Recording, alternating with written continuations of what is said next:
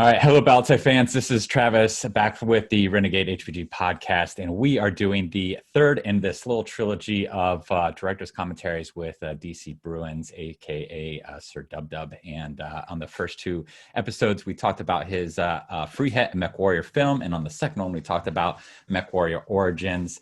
For this director's commentary, we're going to be diving into MechWarrior Revival, which was kind of a brainchild for a much larger project that never really gained traction. But Daniel will take us a little bit, kind of behind the scenes there, and kind of what was the origin and birth, as well as kind of what was the swan song of this very cool trailer that is online. And we'll take a quick look at the actual video. We'll watch it so you guys don't have to kind of navigate off of this to see it, and then Daniel will take us, basically in a kind of a shot by shot and talk to us about the process and kind of what went into it and kind of the creative ideas that were going behind it. And it'll be fun. I've had a blast with these videos. And so Daniel, thanks again for joining us. Yeah, glad to be here. This is always fun to hop on and sort of geek out about these things.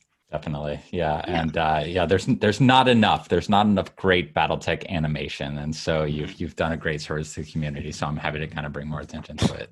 But yeah, so we got MechWarrior Revival. And this one is, we talked about in our longer conversation, our longer podcast, which if anybody hasn't caught that, I definitely recommend kind of going back and seeing that, because we'll get a lot more of kind of the expansive view of it.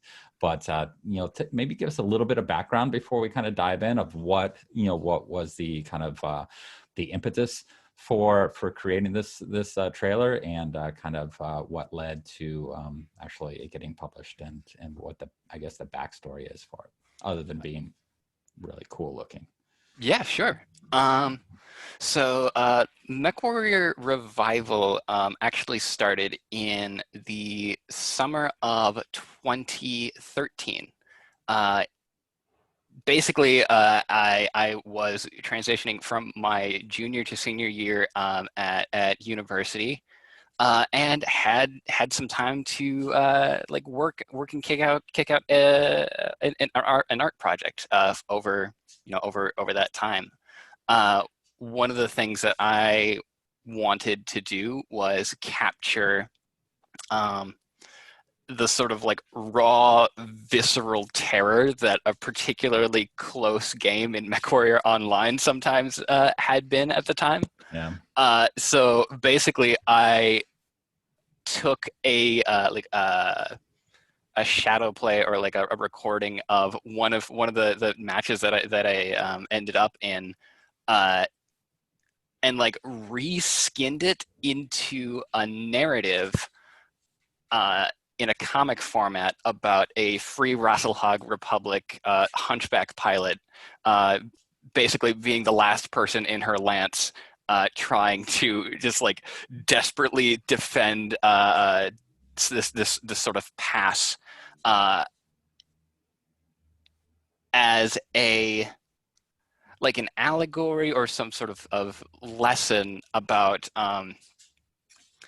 someone's need to manage terror and manage panic, and being able to not necessarily conquer your fears, but you let your fear drive you forward, and use that in order to find success, or be able to just survive in this sort of hellish future. And then that, I posted up the first couple of pages of that in the old MechWarrior Online forums in the fan art section, and within 30 minutes, I got a message from Phil or Sean Lang from the No Guts No Galaxy podcast saying, "This is really cool. Do you want to Can you do you have any time when we can talk about maybe putting these up on the No Guts No Galaxy website, or talk to you about any future or upcoming projects or things like that?" And that sounds really cool. You guys have a big audience. You seem really enthusiastic and awesome guys. So yeah, let's do this. So we got into that, and eventually the rest of that comic was published through the No Guts No Galaxy sort of network of social media channels, their Facebook, their website, things like that. And it got like a whole bunch of like positive reception and enthusiastic interest. Later on through the rest of that year, we actually we started up a second comic that basically it kind of had to go on hiatus because that was my senior year of college, and everything was, you just had to like finish all of the work to finish to get through to that. Eventually though, we they approached myself and I think his name is Ken Talkis or Plexi, the guy that does the All Systems Nominal sort of parody cartoon, Okay. saying, what if we did, because we have a whole bunch, like we have a small team of like animators here, what if we did an in-universe animated show based in the BattleTech universe? Yeah. And I immediately said, that sounds amazing. I'm going to boot up my old Flash program and start animating things and start like putting shots together. Can I try to take this like narrative that I've been slowly spinning around in my head with the rest of these comics? Can we translate that into like full live motion? And sort of did that. Basically like creating an example of what this thing would have been like. The eventual idea or the original pitch was to have this trailer serve as a sort of basically the launching point for some sort of crowdfunding campaign, like a Kickstarter campaign at the time, in order to raise X amount of funds to say, okay, you can just sit down and just animate this. And like that can be the thing that you do after graduation for a couple of months, and so you can have like a thing in your portfolio and like connection to the community and all this sort of things. I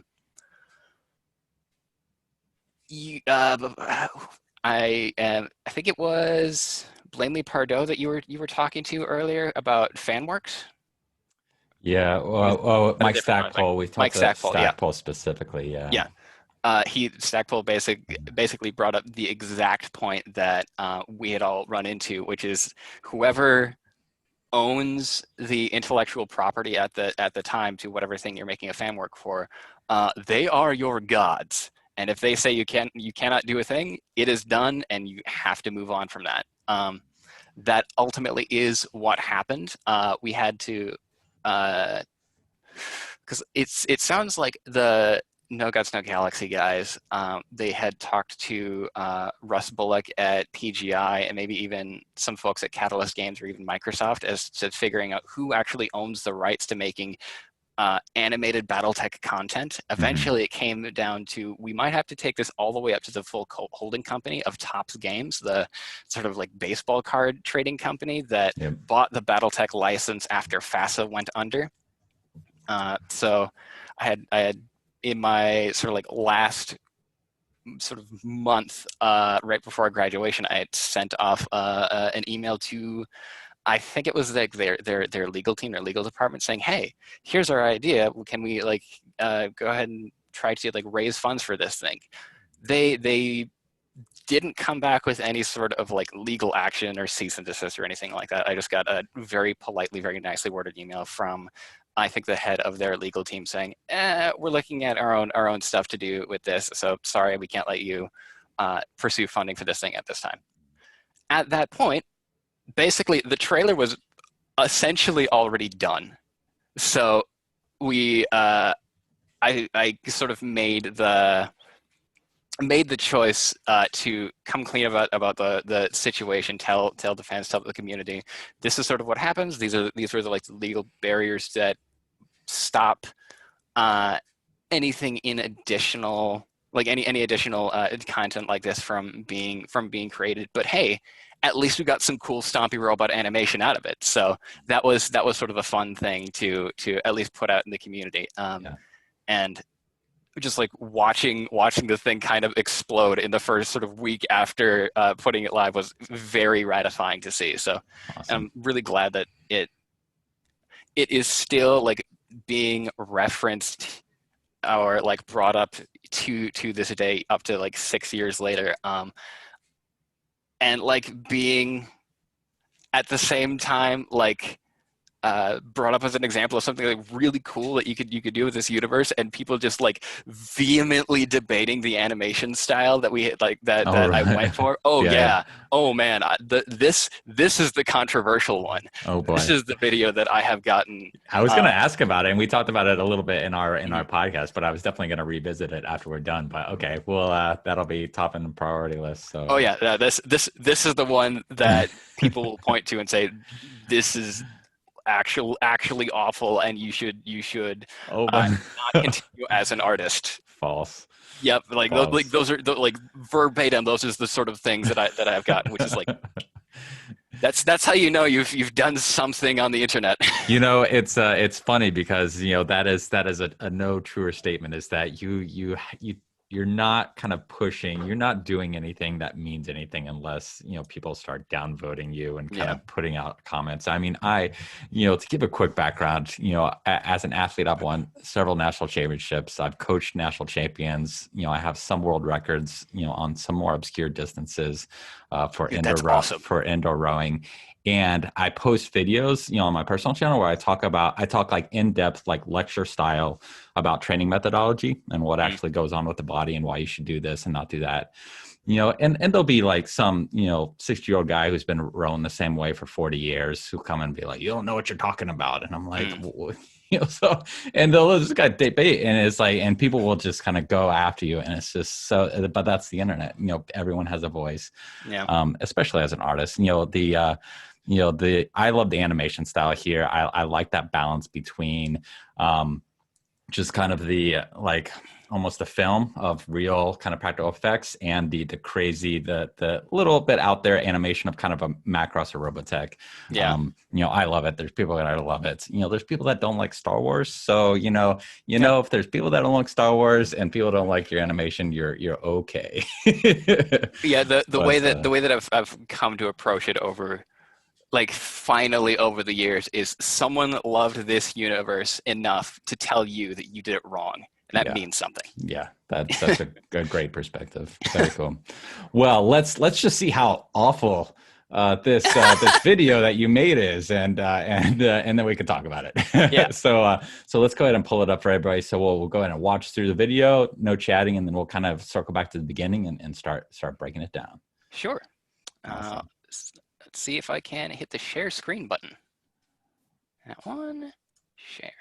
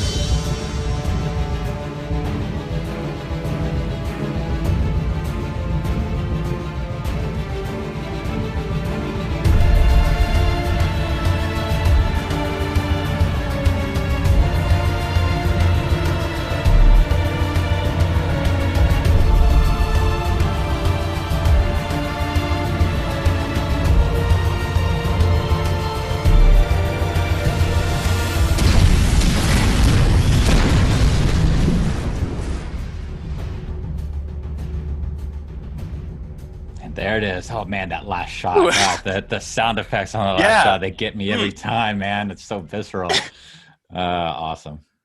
Okay, yeah, wow.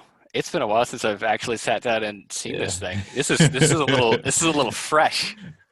Uh, ooh, like heart's pumping a little bit. That's cool. Okay. Awesome.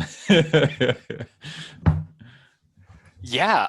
So where to even start with this? In the Um, beginning. yeah. So we, Oh, is it letting go to the beginning? Okay. I mean, we Yeah, can, there we yeah. go. All right. Mhm.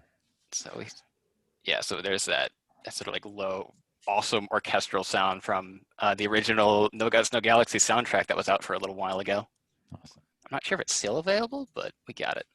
I think this was one of the first sort of test shots that we did of basically making or like redesigning the old Mackie, Mm-hmm.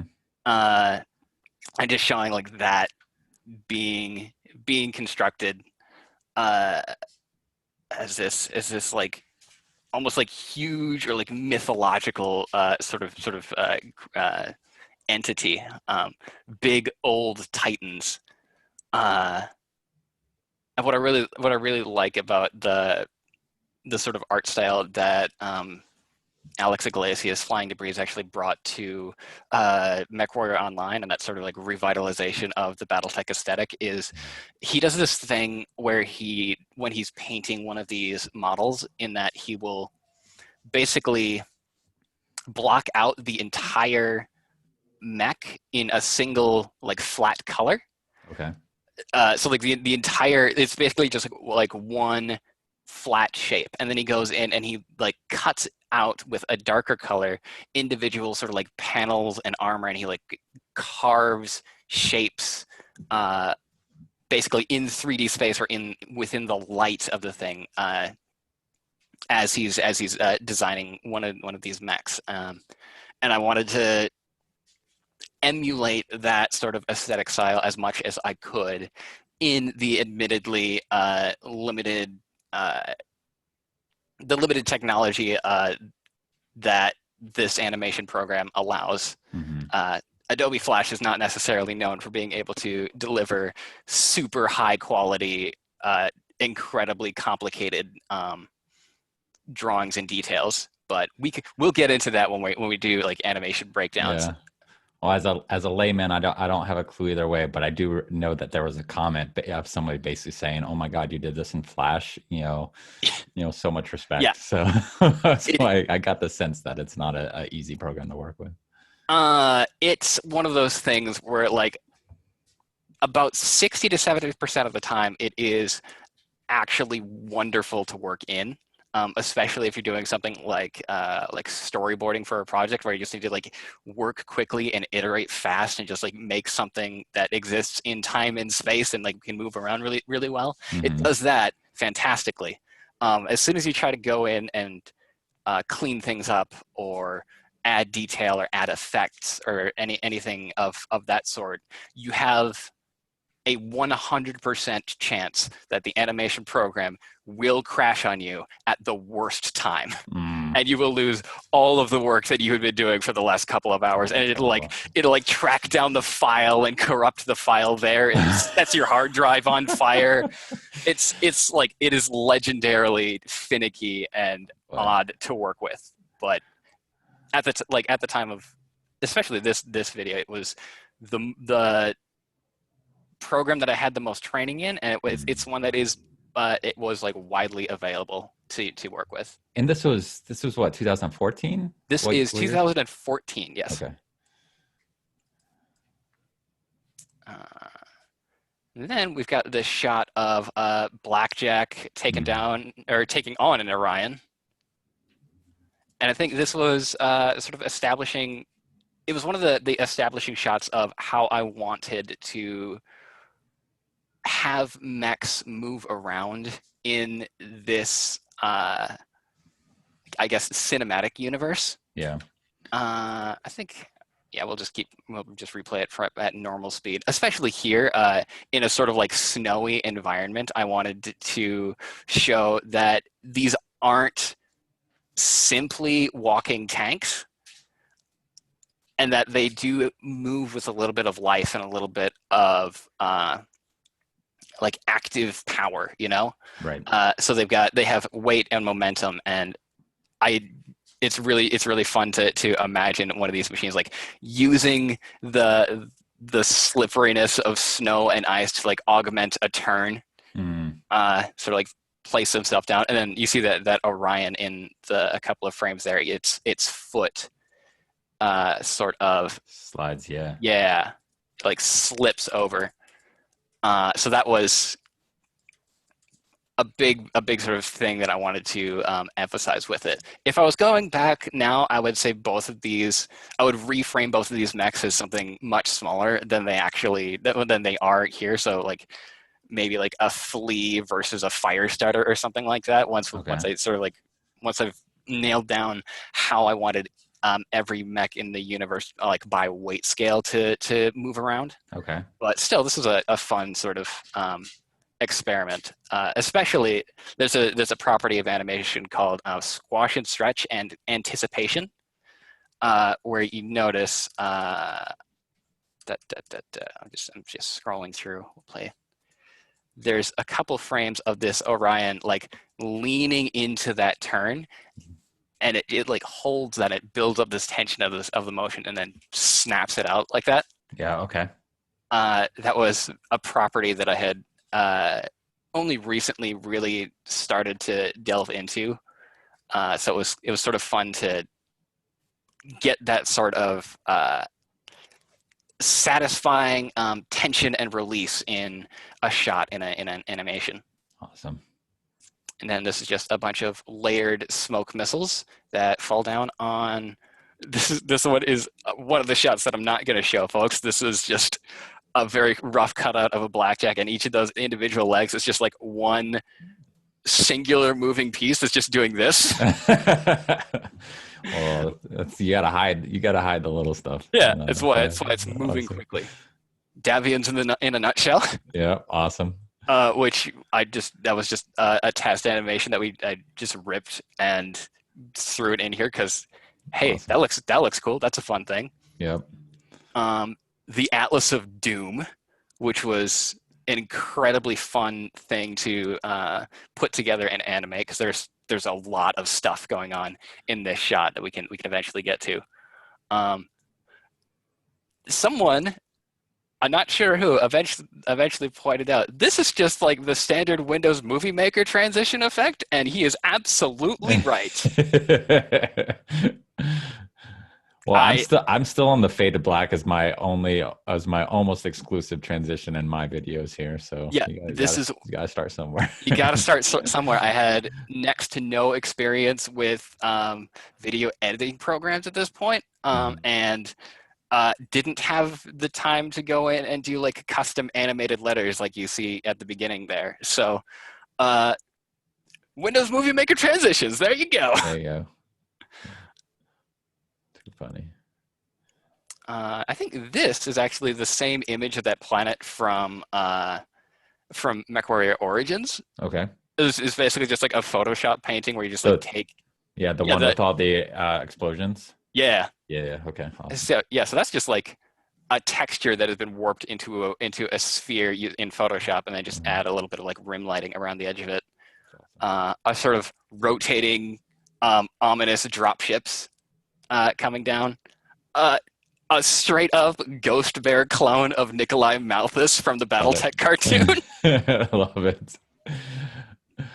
We can I can kind of throw in a little surprise announcement here, but I actually connected with the Art of BattleTech on Twitter, who's doing a full AI upscale of the animated series, and we're going to kind of post those remastered. Oh man, I'm stoked. On Renegade HPG, so stay tuned for that, audience. We'll get that out. They look good. They're sharp. They're way better than anything that's out there. So fantastic. Speaking of Nikolai, but yeah, this is an awesome shot. Love it.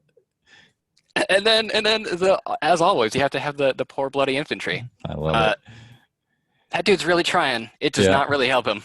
Now, was this inspired by the one of the trailers? I think at MechWarrior 3 or MechWarrior 4, because I was just watching that last night. Where the Yeah, summoner MechWarrior stuff 3, going there's like a summoner that's like in the middle of a city. Some poor dude like trips on his shoelace on? or something and just gets Yeah. turned into tomato paste. Yeah. Lets out the old Wilhelm scream and then eats it. Yeah. Yeah. So like that, if you want to describe the fate of the Free Rasselhog Republic in a nutshell, it is that shot. Aw. Oh, you wanted the democracy in BattleTech? No. This is actually the Hunchback pilot from that original comic book, or like original short comic that had gone out the year earlier. Okay. Yeah, so took that. I'll get the link from that for you and put it in the description because I don't think I've actually seen that. I will. Yeah, I'll have to track it down too. This is one of those fun little, incredibly dramatic space opera shots that wouldn't really exist in a like Band of Brothers style military drama, but with the really bright candy colors of Flash and the sharp lines that all of these machines are designed in. This is like very much evoking something like a Genndy Tartakovsky art style, like a Samurai Jack sort of thing.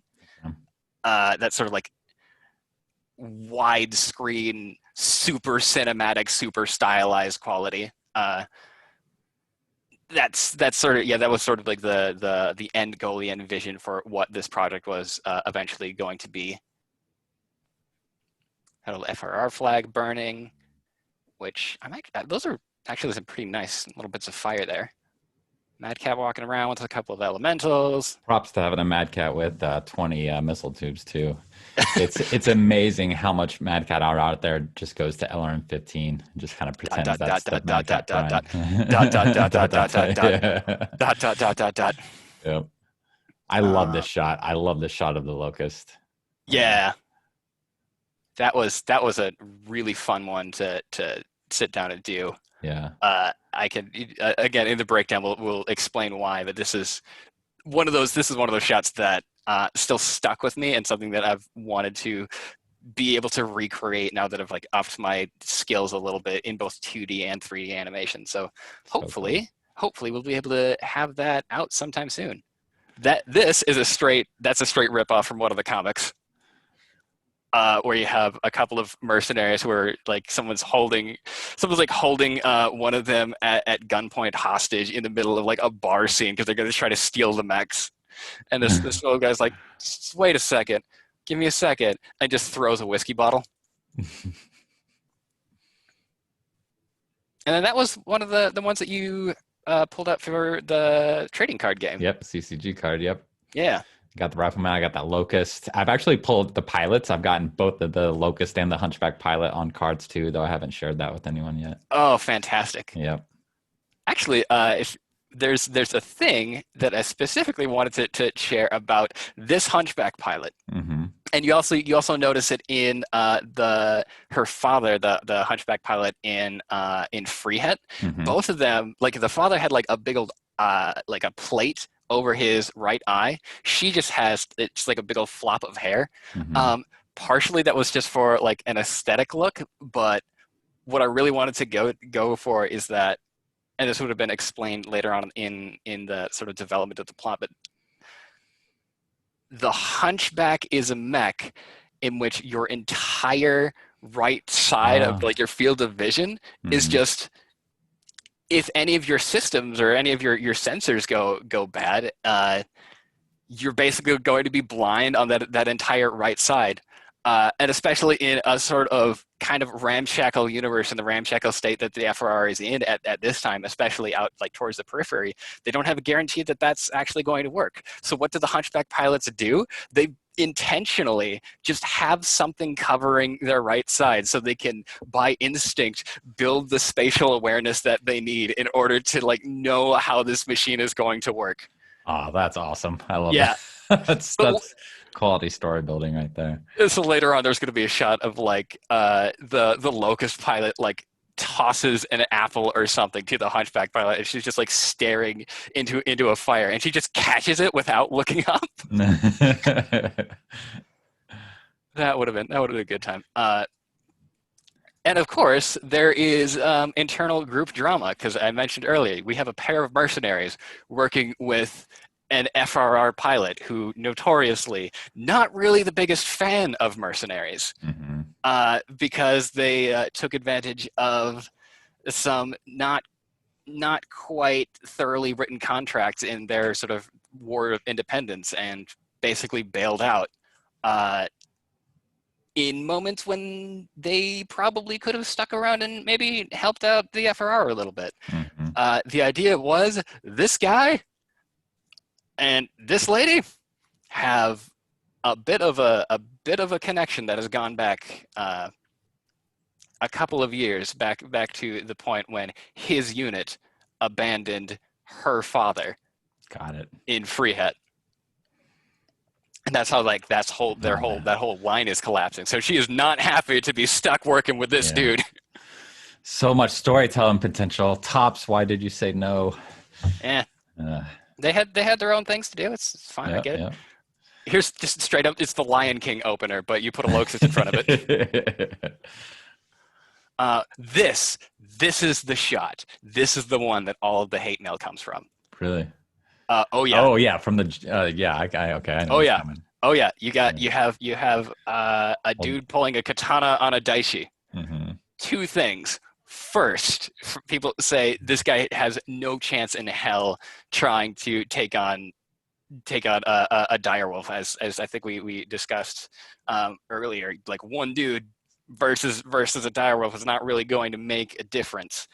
I think this was an error on my part of trying to convey stories, sort of like either visually or contextually or through writing. But the idea was, what would you sacrifice? And then you immediately show this dude trying to duel a 100-ton clan mech. Mm-hmm. I tried to make it at least somewhat clear that this guy is not expected to survive in the whatever encounter is going to be happening. Either that or has some sort of trick up his sleeve. Yeah, I mean it's like the Tiananmen Square photograph. I mean, it's like sometimes you just got to stand in front of the thing. There's no hope of surviving. It's the kid throwing a rock at a dragon. Yeah, read a history book. Come on, sometimes it's the symbol that matters. Yeah, and then there's like the hundreds of comments of like this is just like anime bullshit. Oh no. Yeah, that sort of thing. I got it. It's if I went back, I'd retool this one to be a little bit more grounded, but at this point, I'm saying maybe just like we could move on and not have to come back to some of these moments.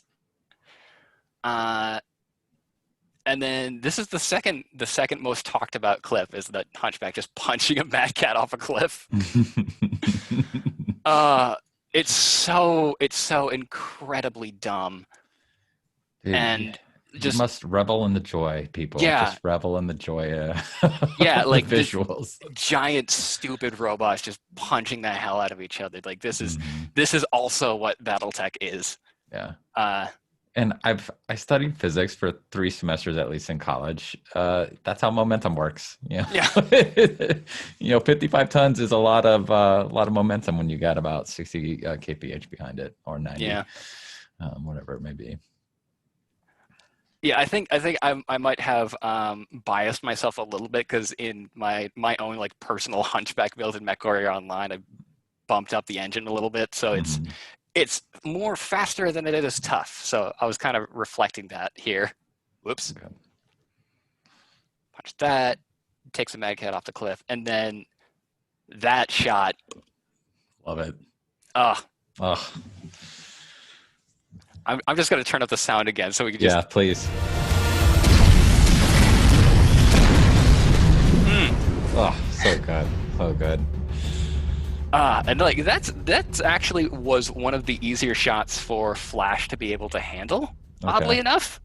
And we can sort of get into why that is when we do a breakdown. But yeah, this is the one that people seem to really respond to and really love. And this is that sort of like visceral Titanic carnage that you can absolutely get at with what BattleTech can be.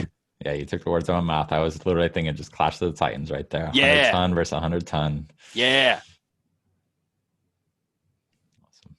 All right.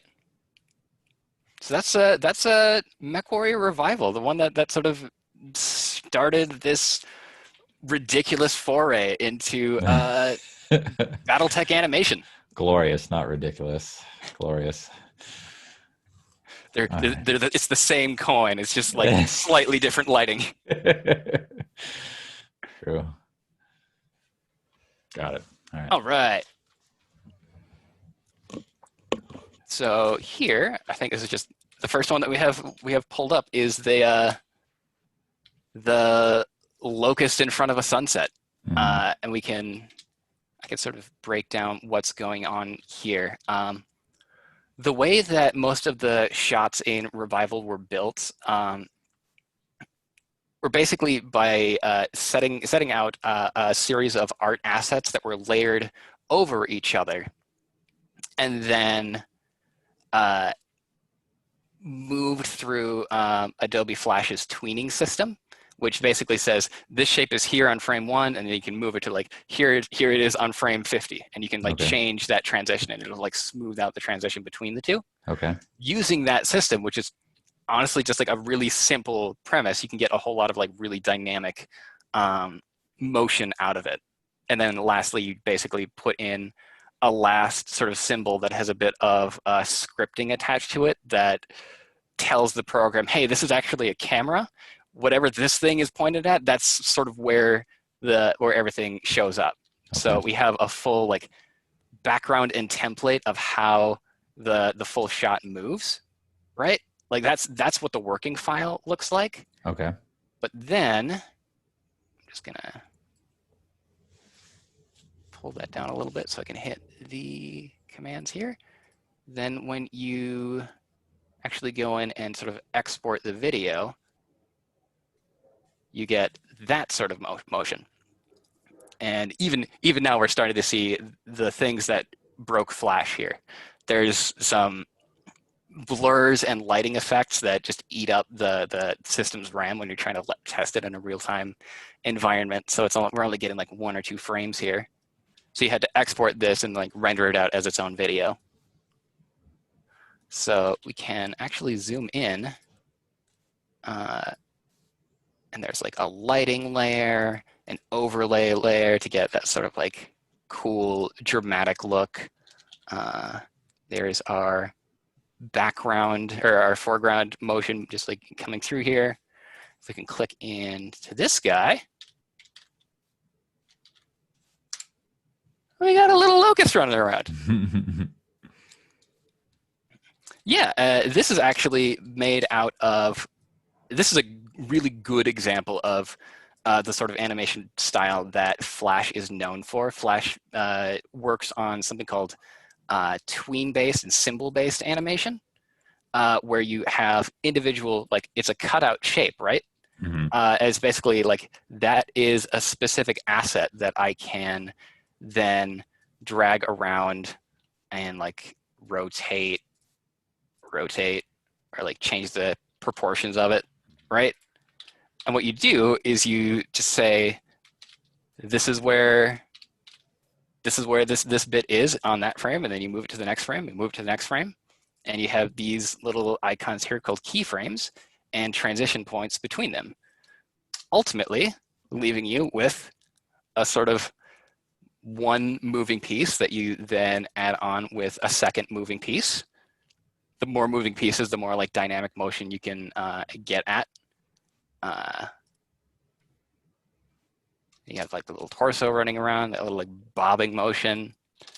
The antenna like jumping around. The second, that's sort of like a back set of machine guns.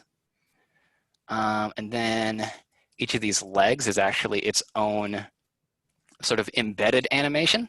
And each of these leg portions are their own little piece as well. So this little 5-second clip contains a 2D basically built model comprised of maybe 100, maybe a little less than that, maybe like 60 individual sort of cards and pieces that are then like set into the full animation and moved around like that. We can like even do little breakdowns of like these are the individual parts that move around. So this is a 5-second animation, you said? This is about 5 seconds, yeah. All right. How long does it take to create this 5-second animation? Rough estimate.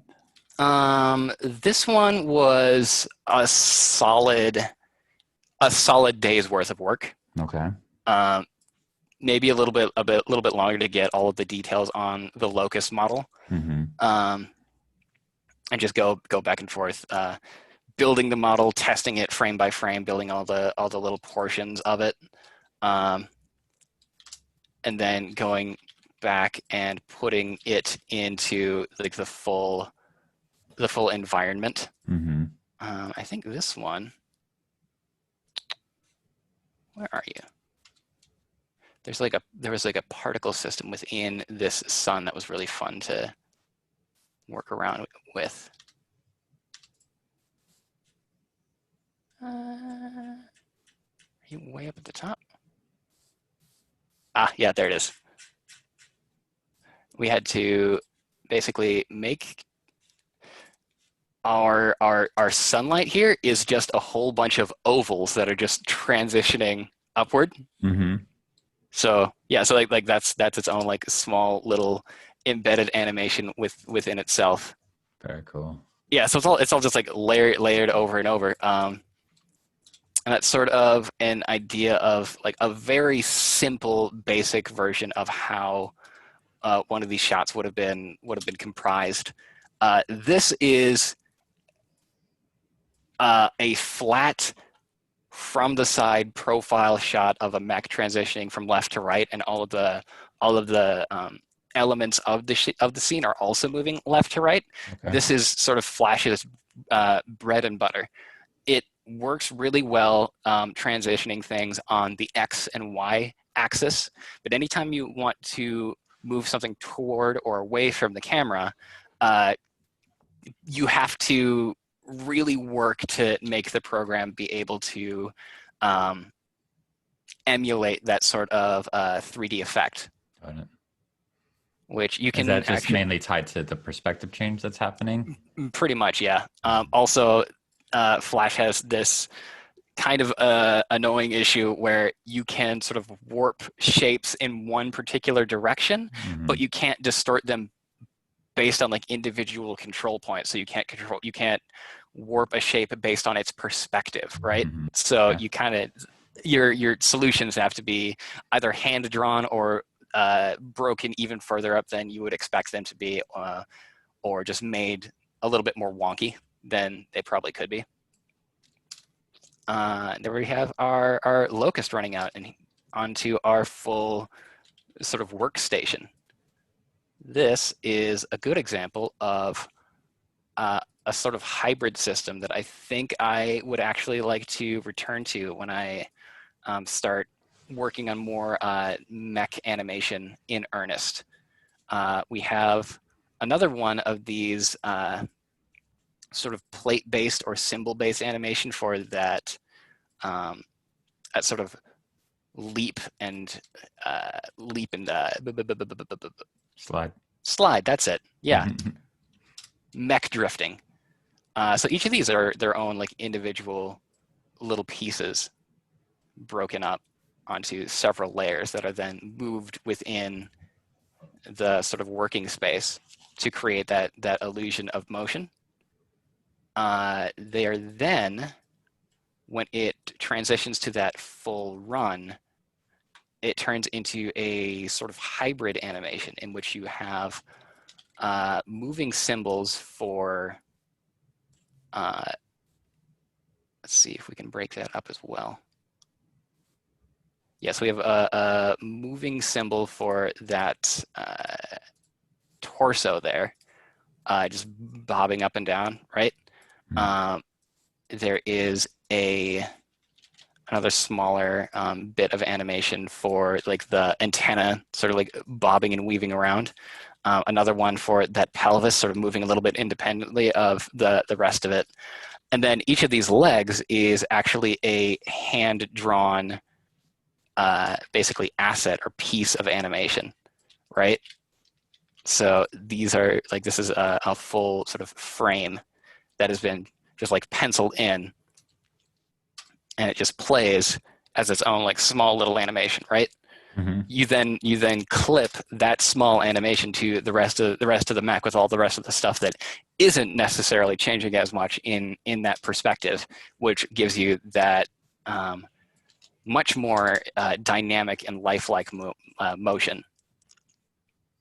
And I think this is close to what I would end up trying to do if I went back to, like, as I go back to 2D mech animations, where you have like some anchored sort of assets, and then they're attached to much more fluid sections. Got it. Yeah. That looks great. This is my favorite animated part of the trailer. Yeah, there's something incredibly lively about the Locust that is just so fun to see in motion. And we talked in the Origins video about kind of our mutual, appreciation of medium and light mechs, and how much, they should make up the vast majority of kind of combat units in it. But yeah, just, this is just how I see kind of the light mech moving. I mean, the Locust survives on its speed. Yeah. So that, that dynamism, that's the right word. It's dynamism. Yeah. Okay. Dynamism. Dynamism. Yeah, like the Locust always struck me as a bit of like a cross between like a really twitchy ostrich or secretary bird and a race car. Okay. So I want to see this thing like flying around corners, and its little feet are like skittering around, and like the gyro system and like the automatic like keep the mech upright programming are like struggling to keep them like. So like maintain balance as this thing just flies around corners. And I love that ostrich running, metaphor there. Exactly. Yeah, that's awesome. Yeah, big old running birds. Let's see, which one is this? Oh, here's like an old original breakdown of that Hunchback tackle, where you can see basically sketches of what the mech was going to look like. A lot of times what I did for both this animation and for like anything moving forward is you would draw out very, very simple like keyframes of this is where the mech is on this frame, this is where the pose is on this frame, this is where the pose is on the next one. And then when you go in and do the full animation, you sort of clip things into how everything's sort of set out. Also a fun thing is, if you notice, these are much more like, I guess, low resolution versions of the ultimate assets that you see in the rest of the movie. So what we have are just like very simple blocky shapes that are then you can go in and just like detail the heck out of them once you have the animation down, which was one of the sort of time-saving methods that I will probably end up employing in the future, because when you have giant robots, the biggest hurdle that you come down to is just the sheer amount of detail that these machines have, and trying to get those to work in a sort of a full lifelike motion and vibrancy. That's why, like, when you see old school like 1980s and 1990s like mecha anime, when you have like hand-drawn Gundams like moving through a city and like going to punch each other, and you got like pipes and rivets and screws flying all over the place, and there's dust everywhere, and like you can see like servos whining and straining as these machines like battle with momentum and gravity. Someone went in and drew all of that. And it's magnificent. Indeed. Amen. Yeah. Cowboy Bebop like has a whole bunch of fantastic examples of that sort of incredibly detailed technical animation. And then what were the complaints about that shot with the Hunchback going in? Hunchback, I think, is running too fast, and is basically moving in a more dynamic way than it should be able to in this universe. Okay. Yeah. What I don't see is that I also get similar comments on the animation in Freehet too.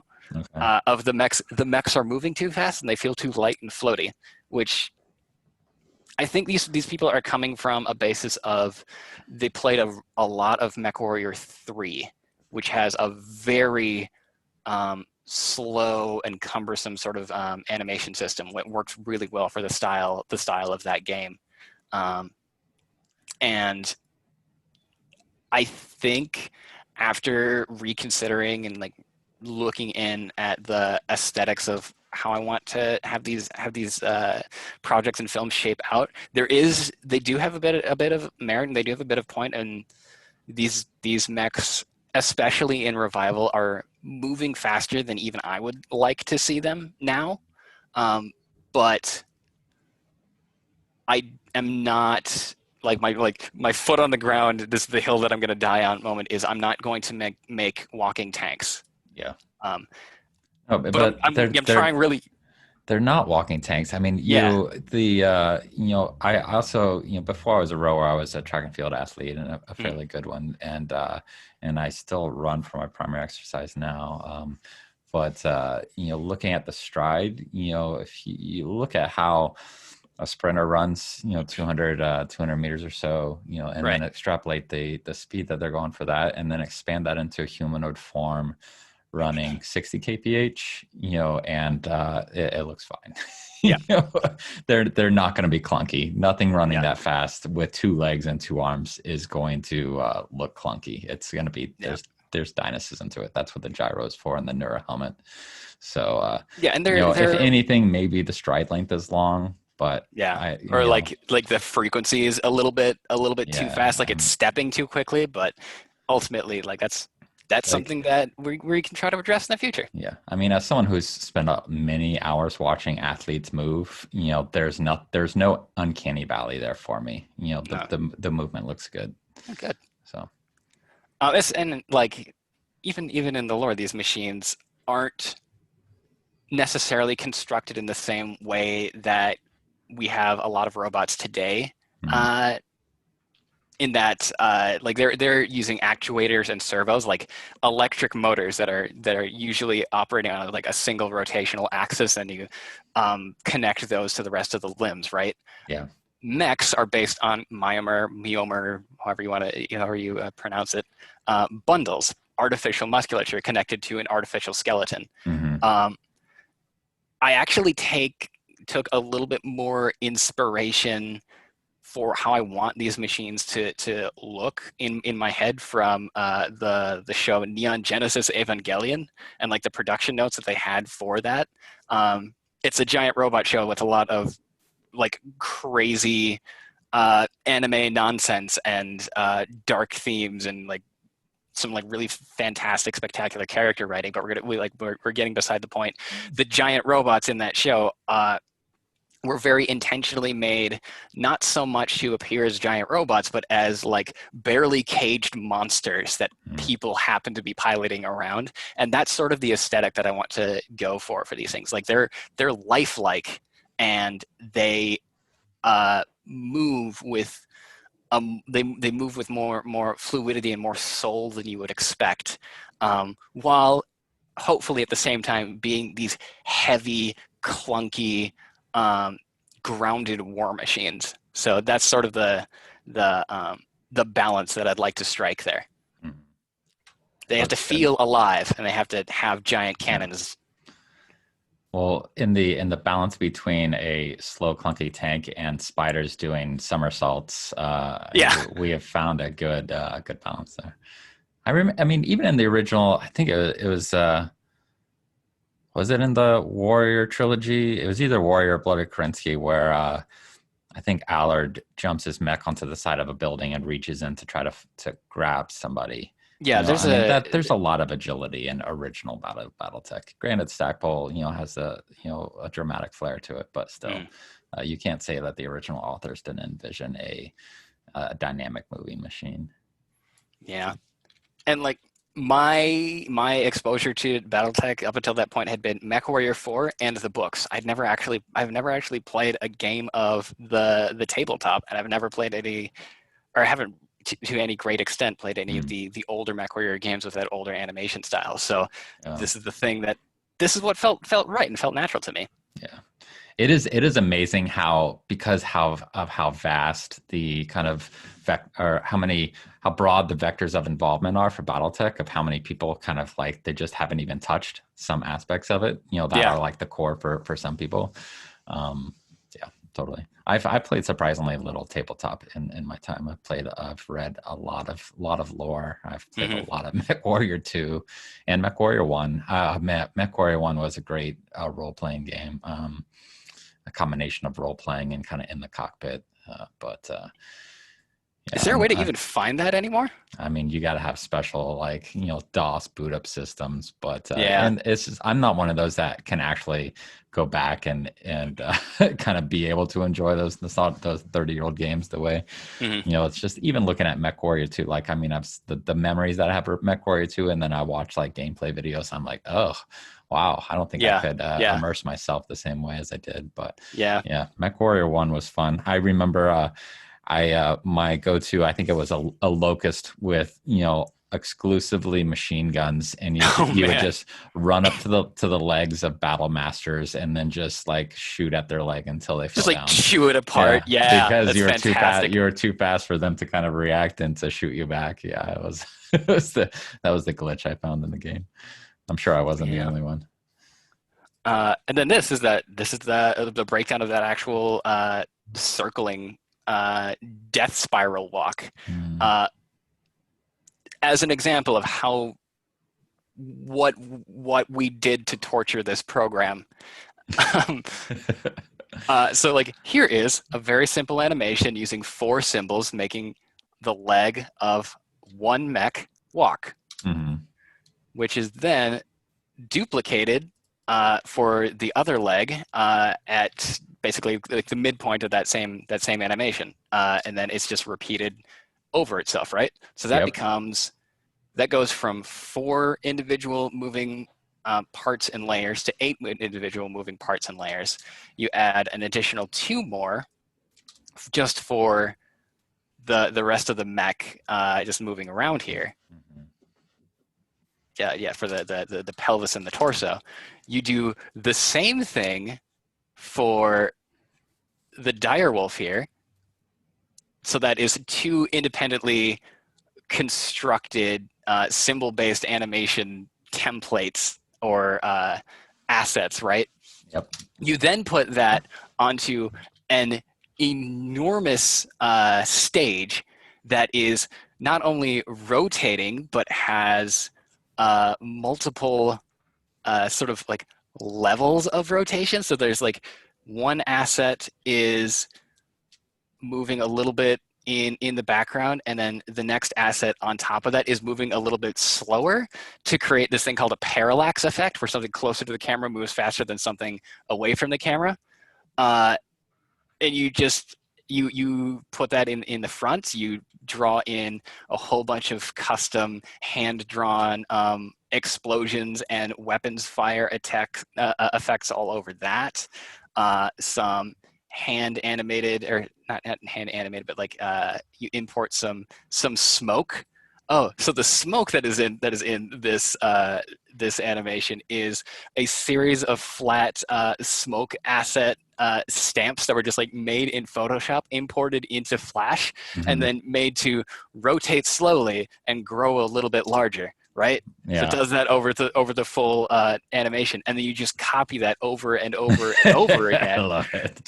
So you have this like big swirling cloud, right? Then you take that big swirling cloud, and that big swirling cloud is lowered in opacity so you can see through it a little bit. And then it starts a little bit smaller than it ends, and it moves to one side, and it gets a little bit bigger as you move. And then you have like little like stomping effects around the feet, and little glow effects for weapons fire that pop in and fade out, and then You know what? Let's do a second smoke screen, smoke layer. Just layer that on top of everything. Oh, and then we have the foreground, which is moving in the opposite direction of the background. So you have this like big whirling effect, right? Yeah. And then you have a shadow overlay that alters the color a little bit and gives everything that sort of like that cinematic lighting look. Oh, and then we just have like a virtual camera that is layered over this thing. Oh, also the virtual camera is moving a little bit. It's shaking with every step. Yeah. And by the way, just because we hate you, Flash, half of these assets are going to be actively blurred within the program. They're vector-based assets, meaning that they don't actually take too well to lighting and visual effects. So the program has to work twice as hard to get things to appear to be like blurred out and out of focus, on top of everything else that it is trying to do, right? Yep. So this machine that I am running this animation on can run Crisis, right? Mm-hmm. So that's our benchmark, right? Like this thing is not a weak computer. I'm going to test the scene in Flash's native video player. Yeah. It's not even loading it. Oh, well. This is supposed to be a real-time recreation of how this whole scene is supposed to be moving. This is supposed to be playing at 24 frames per second. And it is struggling to do maybe 4 or 5. Yeah. Yeah.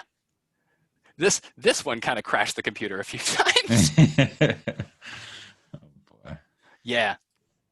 But once you have it down and once you have it like all rendered out, it looks so cool that it ultimately makes a lot of that work worth it, you know? Yeah. Yeah. Very So cool. hopefully we'll be able to And then deliver more. the sound, is the sound overlaid here, or is that done separately? For the rest of that one, the sound is, for the rest of the film, the sound was overlaid separately. In this one, I specifically had to, can you hear the speakers coming on there? I would turn them up loud because, Oops. yeah. Okay, try that. We're probably gonna have like weird feedback here. Yeah, in this one we have the individual sound files layered inside. So you have like little foot stomps and weapons explosions going off. Yeah, there you go. I'm going to hit the play button in 3, 2, 1.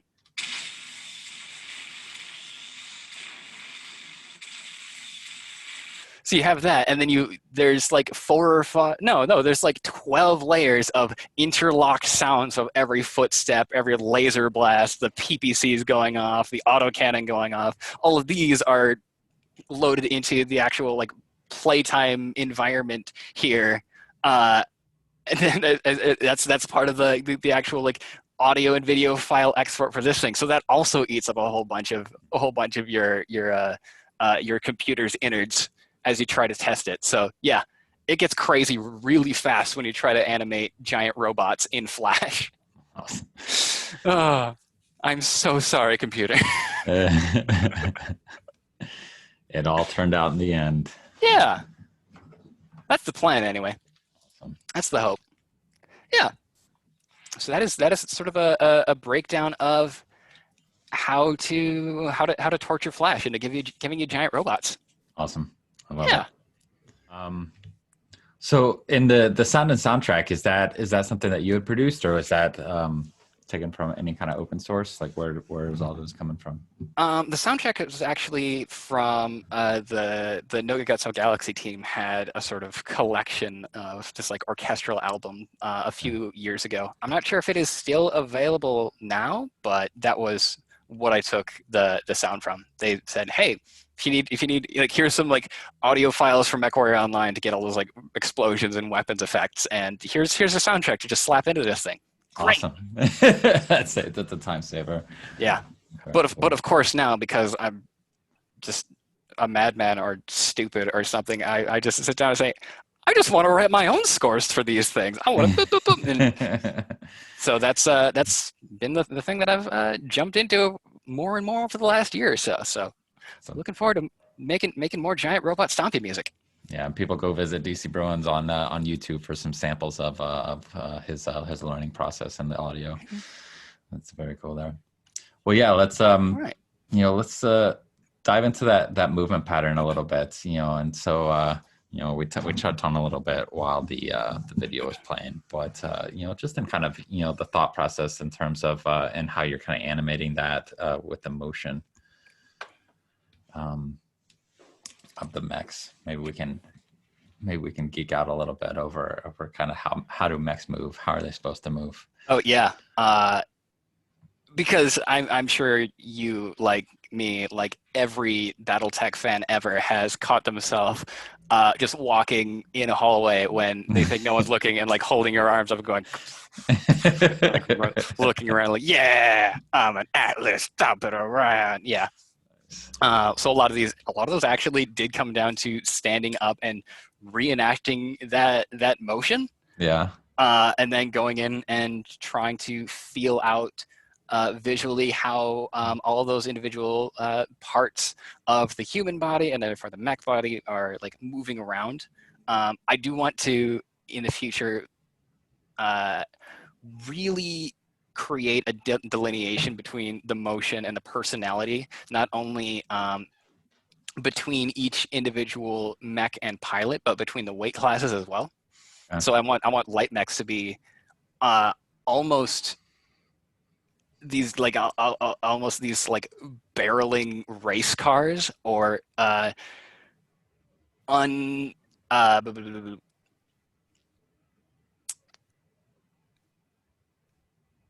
like more graceful than they should be, right? And okay. On some points, like especially if you wanted to look at some like some of the light clan mechs, like the Dasher, the Fire Moth, the one that goes like 200 kph out of the box, like that thing, on top of just like moving blisteringly fast, I would like to, if possible, create a sort of like a difference in the visual styles of how they move between clan and Intersphere Tech. I want Intersphere Tech to feel like a little bit more solid and clunky and heavy. Mm-hmm. Almost like a little bit more humanoid, and then the clan mechs become a little bit more animalistic, a little bit more graceful, a little bit more predatory in the way that they move.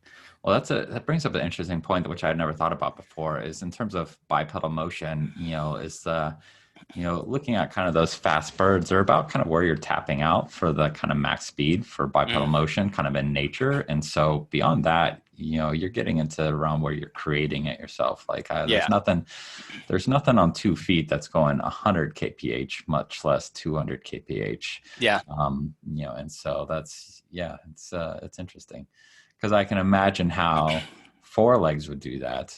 You can look at a cheetah and just kind of, expand on that, but by increasing the stride length. But yeah, that's interesting. That's something for me to chew on in my imagination. Yeah, 2 little animation clips that I want to get to eventually is like a Locust runs up to like a cliff or a gorge, and without jump jets, just like flings itself over this gap, and you see its little legs like, and it lands on the other side, starts skidding around, almost falls over, and continues on its way. The other one is just straight out a Locust stomping on an elemental in the way that a secretary bird does with a cobra. Okay. Just holding it down. Yeah, awesome. It should be fun. Well, I've seen the preview of your upcoming project, and I'll put a pitch out there, for everybody else. That's you can see the years of improvement and advancement there, but to kind of push you, if you put out little clips of that on your Patreon, I'm sure you'd get some good support there. Like, yeah, that's a good idea. Put out a 5-second clip every once in a while on Patreon, kind of a little update on that new one. Yeah. Be sure. Good. People sign up, support Daniel, help him pay the bills. Yeah. Help us all pay the bills in COVID times. But yeah, it looks like, because you've got, it's like what, 30-40 seconds worth of animation in there, or is that no, that's even short. It's longer than that, isn't it? Yeah, the entire film is going to be about 3 minutes long, and I am on minute two, and I'm sort of plinking away at it between doing like illustration commissions for folks and studying just drawing and anatomy. Just like it's like a constantly sort of, you have to work in these things and improve the process. But yeah, I think we are, at least as far as just drawing the things out and blocking out all the motions, we're getting into the final stretch. Yeah. At the same time, that final stretch has a lot of stuff going on, so it might be a bit longer than the first two stretches. We'll see. Well, definitely, Matt. Set up an exclusive Patreon, or set up like a 5-second clip starting from the beginning. Just put out a little update, every week or two, every month, and make it, for patrons only. Get some people in there. You guys want to enjoy DC's work, throw them enough money to buy a cup of coffee every month, and kind of contribute to the artists out there. Very cool. If we can get to the point where that covers just the Adobe subscription, just the software, yes, that would be great. I bought my, when I was working in the nonprofit, I didn't need a whole lot of advanced Adobe to kind of make up little ads and marketing stuff for the newspaper. So I mean, I think I had like Creative Suite like 6 or something like that, which was still on a CD. And then I'm like, I can't find the CD, so I guess I got to go get another one. And they're not even on CDs anymore. They make you subscribe. It's some crazy amount a year. It's such a scam. It's so horrible. But yeah, so even me, I had to kind of get Photoshop, because my old Photoshop wasn't doing it anymore. And so like, community, help us out. Help us pay for these. Help us pay for these Adobe subscriptions to get the software that we need to do this. It'd be helpful. But give me aid in my torturing of Flash, which is now transformed into Adobe Animate. It's still Flash, and it's still going to be broken. Cool. Well, yeah, get those clips on there. They're worth it. I've seen it. I've seen it. Audience, it's very cool. Some very cool things that Locust do. You get to see elementals in their elements doing what elementals should, which don't actually get enough representation in the BattleTech universe. It's like, you see a little like elemental climbing up the shin of the Black Knight of the art that they released last week, and that's about it. But no, these elementals are scary. Dynamic elemental. That was actually, I was like, as I was brainstorming, if I could have, if I could have Daniel animate a scene, the scene from Blanley Pardoe's short story in the Shrapnel, where the elementals basically come out of the forest that the Combine troops napalmed, because they thought napalm would do something, and guess what? And then these just like shadows loom out of the fire. Do it. All right, good. Ooh, that sounds great. Get you inspired. Let's do it. They just like, they're actually like, they're sitting there kind of smoking their cigarettes, patting themselves on the back, and then some very angry elementals walk out of the forest and do bad things to them. People keep telling me of a good voice for radio and whatnot. So, and you never recognize your own voices, I think, but I was like, oh, well, people keep asking for audiobooks. Maybe I'll like do a short story audiobook just for fun. And that's the story I'll do. I'll do the Blaney Pardoe. So maybe, if you're inspired, you can kind of make that little scene, get an illustration, and I'll do the little audiobook for it, and we'll put it out on the channel, and people can geek out over the. Yeah, that sounds fantastic. Awesome. Collaboration in the works happening, people. Real cool. All right. Well, I think that's it. Yeah, I think that's about. We covered all the bases. It's a lot of stuff. It was very cool. I'll definitely those little animated shorts that you took us through. Those are going to be perfect for like short clips, which I've been needing to do for the site, to make just little shorter videos that aren't an hour long for people to watch. And so I'll pull those out from the main conversation here and put them up for people. I think it'll be awesome. Yeah, it should be fun. But good. Excellent. Daniel, this has been a ton of fun as always. I love seeing this behind the process. I love watching your videos. I've watched Revival several times today to make sure I was fresh and ready to go. And each time you get to the Atlas and Direwolf, and you're like, okay. So it's going down now. Where's the bass on my laptop? Can I turn up the bass on my laptop? Very cool. Awesome. Well, thank you very much. Thanks, community, for kind of supporting us both, and kind of hop on, check out DC's channel at Sir Dub Dub on Instagram and DeviantArt and SoundCloud. I'll put all the links down below. Yeah, there's check us like out. a web of them. Explore Daniel's work, explore what I'm doing here, and yeah, stay tuned for more awesome Renegade HPG, and we'll definitely find a way to get Daniel back on here. Maybe it'll involve some elementals walking out of a napalmed forest. That sounds fantastic. Great. Excellent. Let's do it. Excellent. All right, we'll sign off on that. All right, cool. Take it easy. Bye. See ya, folks.